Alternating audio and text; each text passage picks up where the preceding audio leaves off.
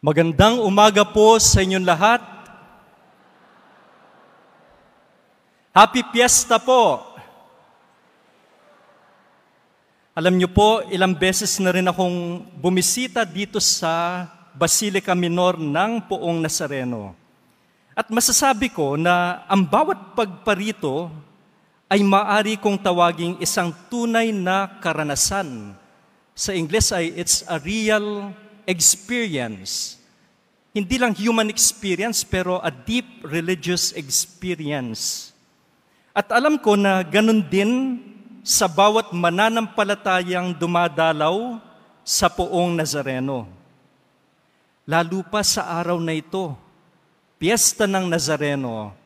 For the first time, pinagdiriwang natin yung piyesta na ito as a national feast.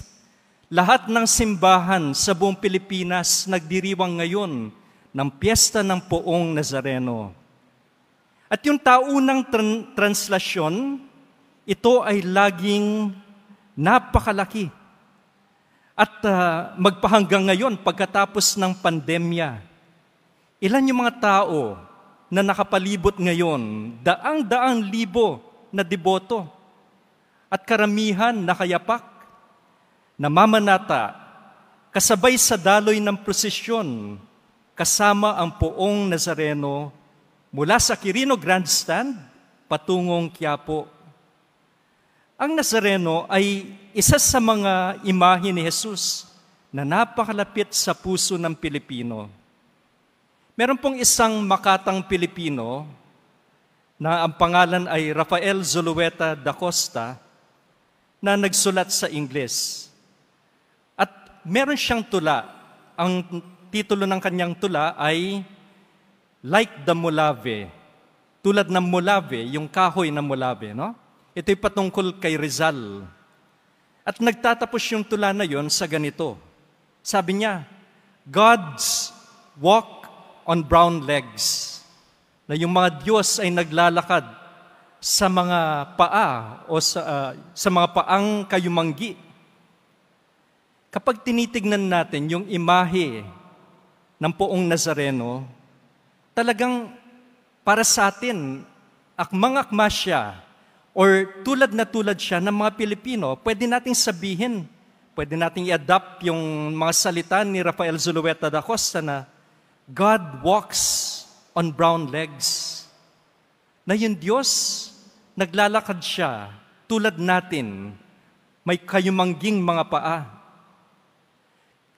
Kapag hinahanap natin si Jesus, tayong mga Pilipino, hinahanap natin ang isang poon na katulad natin. Hindi lamang sa kulay ng ating balat, pero katulad natin. Tayo ay isang bayan na nagdusa, nagdurusa. At alam natin na gusto natin sa mga underdog, no? Yung mga natatalo. At kung minsan nakikita natin sarili natin na meron tayong laging krus. Kaya nga, tawag natin sa Pilipino, no? Juan de la Cruz, no? Tulad ng santo. Pero tayo yung mga Juan at Juana na may dalang pasan-pasan na krus. Kaya nga, dun sa imahe ng Nazareno, tayong mga Pilipino, nakikita natin tunay ang Diyos. At taon-taunan, dito sa translasyon, maraming mga Pilipino, anong gusto nila? Gusto nilang mahipo ang poon. Gusto nilang mahawakan si Jesus. At marami yung may pribilehyong gano'n. Nahahawakan nila yung imahe. Pero isang pamilyar na eksena ito, kapag pumunta tayo dito sa Quiapo, anong hinahanap natin? Gusto nating mahaplosan yung imahe. Yun ay isang pamilyar na eksena sa atin. Yung mga Pilipino especially no, sa mga popular piety, na yung kamay nila humahaplos nun sa mga imahe, o kaya nakaluhod silang naglalakad. Nahihipo ba natin si Jesus? Yes, nahihipo natin. Tulad ng sinabi ko, isang karanasang malalim. It's a real experience. Itong Poong Nazareno, anong pinapakita sa atin? Yung paglalakbay ng ating Panginoon patungo sa Kalbaryo. Tayo ay nasa taon ng Jubileo, the Jubilee Year. Ano ba yung tema ng Jubilee Year? Pilgrims of Hope. Ang ganda sa Tagalog, lakbay pag-asa. Yung translasyon ay isang imahe ng paglalakbay. Paglalakbay ni Jesus tungo sa Kalbaryo. At yung translasyon na yon, isang paglalakbay tungo dito sa tahanan ng Nazareno. Dito sa ating Ebanghelyo, pinapaalala sa atin, ano yung kahahantungan nito? Or bakit binigay ni Jesus? Or bakit binigay ng Diyos Ama si Jesus sa atin? Dahil tayo ay mahal niya. Dahil sa pag-ibig. Because of love. At ito'y familiar sa atin. Masi sa English, God so loved the world that He gave His only Son, that whoever believes in Him may not perish, but may have eternal life, nang tayo magkaroon ng buhay na walang hanggan. Merong isang manunulat din, F. Chenil Jose, sabi niya, ano ang logic? Anong kahahantungan ng pag-ibig? Ang kahahantungan ng pag-ibig ay sakripisyo. Marami sa ating mga kababayan ngayon, tulad ninyo, sakripisyo nila, naglalakad para ihatid, samahan ang ating poong Nazareno. Pero alam nyo, yung tema natin ngayong taon na ito, hindi sakripisyo, hindi lang sakripisyo, pero pagtalima, pagsunod sa mga utos ng Diyos. Tayo ay nasa paglalakbay tungo sa Ama. Pero pwede lang tayong pumunta sa Ama kung nandun si Jesus kapag sumunod na tayo sa Kanya.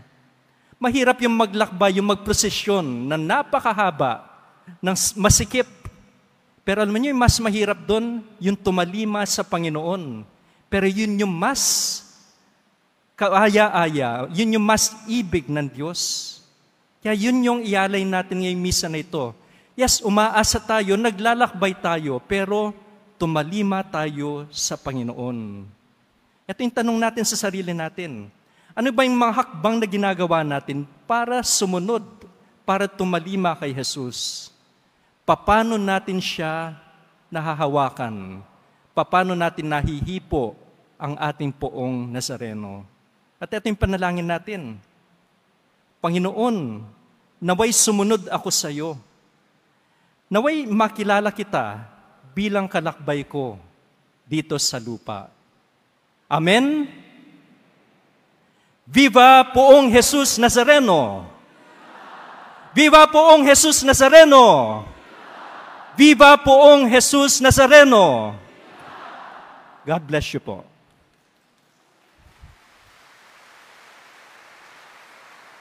Magsitayo na po ang lahat.